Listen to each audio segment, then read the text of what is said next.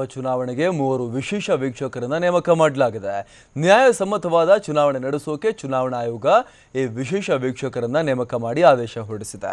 ಹಿರಿಯ ಐಎಎಸ್ ಅಧಿಕಾರಿ ಪಂಕಜ್ ನೇಮಕ ಮಾಡಲಾಗಿದೆ. ಚುನಾವಣೆಯ ಸಾಮಾನ್ಯ ವೀಕ್ಷಕರನ್ನಾಗಿ ನೇಮಕ ಮಾಡಲಾಗಿದೆ. ಐಆರ್ಎಸ್ ಅಧಿಕಾರಿ ಅಮರ್ ಜ್ಯೋತಿ ಮಜುಮ್ದಾರ್ ಅವರನ್ನು ಚುನಾವಣಾ ವೆಚ್ಚ ವೀಕ್ಷಕರನ್ನಾಗಿ ನೇಮಕ ಮಾಡಲಾಗಿದೆ. ಹಿರಿಯ ಐಪಿಎಸ್ ಅಧಿಕಾರಿ ಘನಶ್ಯಾಮ್ ಬನ್ಸಾಲ್ ಅವರನ್ನು ಚುನಾವಣಾ ಪೊಲೀಸ್ ವೀಕ್ಷಕರನ್ನಾಗಿ ನೇಮಕ ಮಾಡಲಾಗಿದೆ. ಈಗಾಗಲೇ ಸಾಮಾನ್ಯ ಚುನಾವಣಾ ವೀಕ್ಷಕರು ಹಾಗೂ ಪೊಲೀಸ್ ವೀಕ್ಷಕರು ಕ್ಷೇತ್ರಕ್ಕೆ ಆಗಮಿಸಿದ್ದಾರೆ. ವೆಚ್ಚ ವೀಕ್ಷಕರು ಈ ವಾರವೇ ನಂಜನಗೂಡಿಗೆ ಆಗಮಿಸ್ತಾ ಇದ್ದಾರೆ.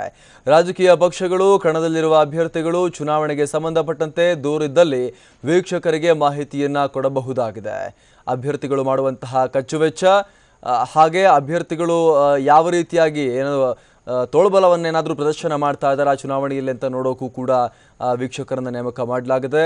ನ್ಯಾಯಸಮ್ಮತವಾಗಿ ಕಾನೂನು ಸುವ್ಯವಸ್ಥೆಯನ್ನು ಹತೋಟಿಯಲ್ಲಿ ಇಟ್ಕೊಂಡು ಯಾವುದೇ ರೀತಿ ವೆಚ್ಚದಲ್ಲಿ ಮತದಾರರ ಖರೀದಿ ಆಗಬಾರ್ದು, ಎಲ್ಲ ಅಂಶಗಳನ್ನು ಗಮನದಲ್ಲಿಟ್ಟುಕೊಂಡು 3 ವಿಶೇಷ ವೀಕ್ಷಕರನ್ನು ನೇಮಕ ಮಾಡಲಾಗಿದೆ.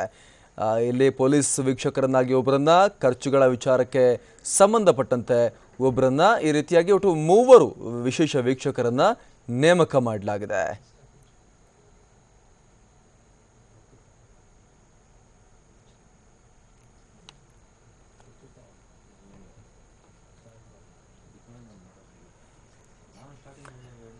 ಮತ್ತಷ್ಟು ಮಾಹಿತಿ ಕೊಡ್ತಾರೆ ನಮ್ಮ ಪ್ರತಿನಿಧಿ ರಾಮ್.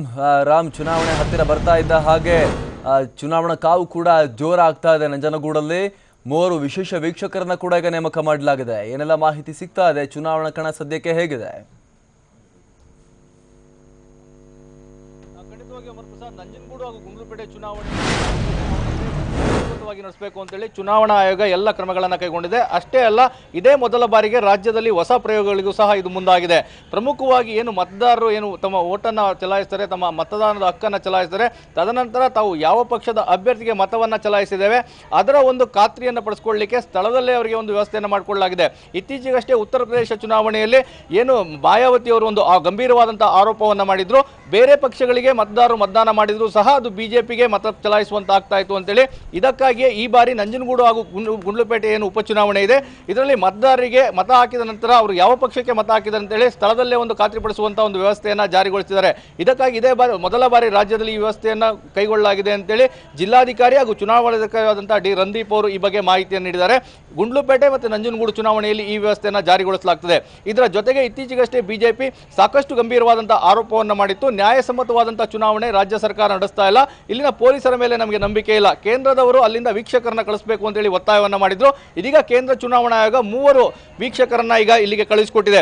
ಪ್ರಮುಖವಾಗಿ ಇಲ್ಲಿಗೆ ಆಗಮಿಸುವಂತಹ 3 ವೀಕ್ಷಕರು ಬೇರೆ ಬೇರೆ ವಿಭಾಗದಲ್ಲಿ ತಮ್ಮ ಒಂದು ವೀಕ್ಷಣೆಯನ್ನು ಮಾಡಲಿದ್ದಾರೆ. ಪ್ರಮುಖವಾಗಿ ಒಂದು ಸಾಮಾನ್ಯವಾದಂತಹ ವೀಕ್ಷಕರಾಗಿ ಬರ್ತಾ ಇದ್ದಾರೆ. ಅವರು ಸಾಮಾನ್ಯವಾಗಿ ಚುನಾವಣೆಯಲ್ಲಿ ನಡೆಯುವಂತಹ ಎಲ್ಲದನ್ನು ಸಹ ನೋಡ್ತಾರೆ. ಇದರ ಜೊತೆಗೆ ಪೊಲೀಸ್ ಇಲಾಖೆಯಲ್ಲಿ ಯಾವ ರೀತಿಯಾದಂತಹ ಕರ್ತವ್ಯವನ್ನು ನಿರ್ವಹಿಸಲಾಗ್ತಾ ಇದೆ ಅಂತ ಅದಕ್ಕೆ ಪ್ರತ್ಯೇಕವಾಗಿ ಒಬ್ಬ ವೀಕ್ಷಕರನ್ನ ನೇಮಿಸಲಾಗಿದೆ. ಇದರ ಜೊತೆಗೆ ಪ್ರಮುಖವಾಗಿ ಚುನಾವಣೆಯಲ್ಲಿ ಪಾತ್ರವಹಿಸುವಂತಹ ಖರ್ಚು ವೆಚ್ಚಗಳಿರ್ಬೋದು, ಇವೆಲ್ಲವನ್ನೂ ಸಹ ನೋಡಲಿಕ್ಕೆ ಮತ್ತೊಬ್ಬ ವೀಕ್ಷಕರನ್ನ ನೇಮಕ ಮಾಡಲಾಗಿದೆ. ಕೇಂದ್ರ ತಂಡದಿಂದ 3 ವೀಕ್ಷಕರು ಈಗ ನಂಜನಗೂಡು ಮತ್ತು ಗುಂಡ್ಲುಪೇಟೆಗೆ ಆಗಮಿಸ್ತಾ ಇದ್ದಾರೆ. ಇವರೆಲ್ಲರೂ ಸಹ ಚುನಾವಣೆಯ ಮೇಲೆ ಒಂದು ನಿಗಾವನ್ನು ಇಡಲಿದ್ದಾರೆ. ಪ್ರಮುಖವಾಗಿ ಈ ಬಾರಿಯ ಚುನಾವಣೆ ನ್ಯಾಯಸಮ್ಮತವಾಗಿ ನಡೀಬೇಕು, ಪಾರದರ್ಶಕವಾಗಿ ನಡೀಬೇಕು, ಯಾವುದೇ ರೀತಿಯಾದಂತಹ ಅಹಿತಕರ ಘಟನೆಗಳಿಗೆ ಕಾರಣವಾಗಬಾರದು ಅಂತೇಳಿ ಎಲ್ಲ ಕ್ರಮಗಳನ್ನು ಕೈಗೊಳ್ಳಲಾಗಿದೆ. ಅಮರ್ ಪ್ರಸಾದ್, ಧನ್ಯವಾದ.